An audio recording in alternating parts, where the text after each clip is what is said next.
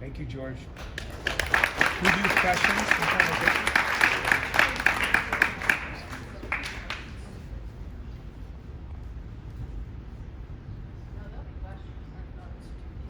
Thank you very much, George. Julian, you're doing the slides? Could you go back just a couple slides to the white rhinoceros? So, George, you're telling us that this species, that is the last one of that species. The last male, there are still 2 females. Excuse me. They're missing. That is the last male. So, extinct or near extinction? Oh my goodness. They're basically extinct because there are only 2 females. And George, a follow-up. How does the cause, could we go to the last slide, please, Julian, that you are fundraising for with our dress down that you've announced? Could you explain a little bit how our donation will help this problem? Yes, so your donations will be used for things, and also for local researchers to educate other locals about this.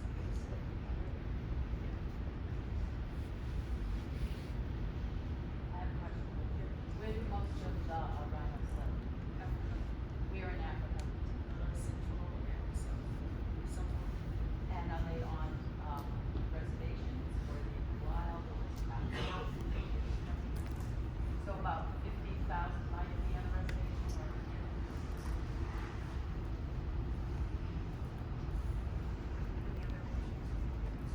or I'm just really interested in this stuff. The rhinos themselves, are there things in our daily life, George, living here in the West, that could potentially be contributing to this problem? In other words, do I wear things or buy things or that I don't know are coming to me from poachers? And if so, is there something I can do to eliminate that from my life? Yeah, well, this actually gets down into religion. So in some Muslim cultures, they make this. I forgot what's the knife's name, but you can look it up. It's this knife that Muslim men carry around to mark their manhood and for self-protection. So the handle of that knife is actually. Okay, thank you. Yeah, and So I've worked at the National Zoo in DC in the large mammal house with a lot of these types of megafauna. I worked with black rhinos, elephants, giraffes, and they're phenomenal animals to be around. In fact, the idea that there would never be any of those breaks my heart. Yeah. So I think it's great that we do something to try to save what we can save. There's no possible way to actuate the horn without well, that's what most people do. So you can actually look it up. There are many pictures of that. They just stick the horn out and then leave the animal alive, so you can see like the blood stains. So if you like cut the horn, maybe like half of like how it is, that would still hurt the animal, right? Are there like receptors there or? Yeah, it's a lot. It's unfortunate not like a fingernail.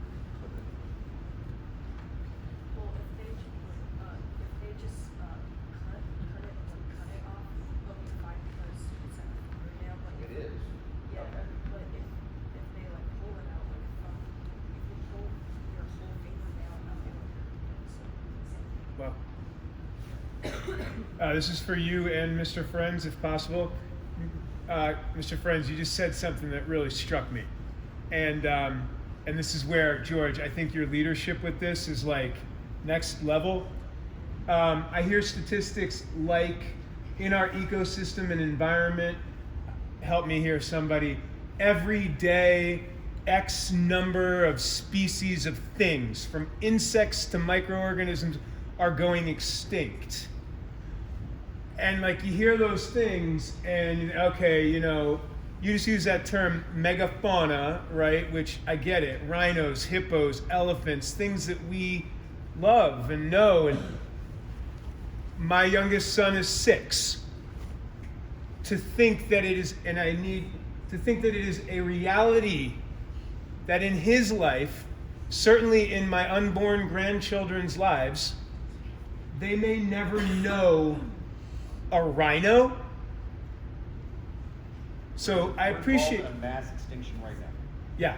Just like when the meteor struck or wide variety of natural disasters, we're in a mass extinction of really of our own devices. We are doing it. Yeah, so George, thanks. Because you pick something like a rhino, I know you're passionate about these animals, and they are, I mean, they're otherworldly in their way, and I too have a fascination with it. You've also, though, uncovered something that we all need to be conscious of. Because I think the bottom line here is if you're not doing something to help the situation, you're just making it worse in general. So I'm grateful for your leadership, big time, with this.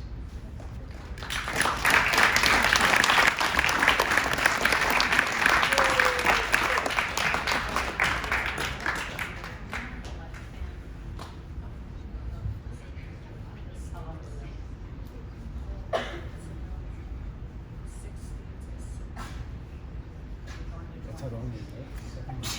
Bless you, bless you. And only, and at what age do they develop? You know?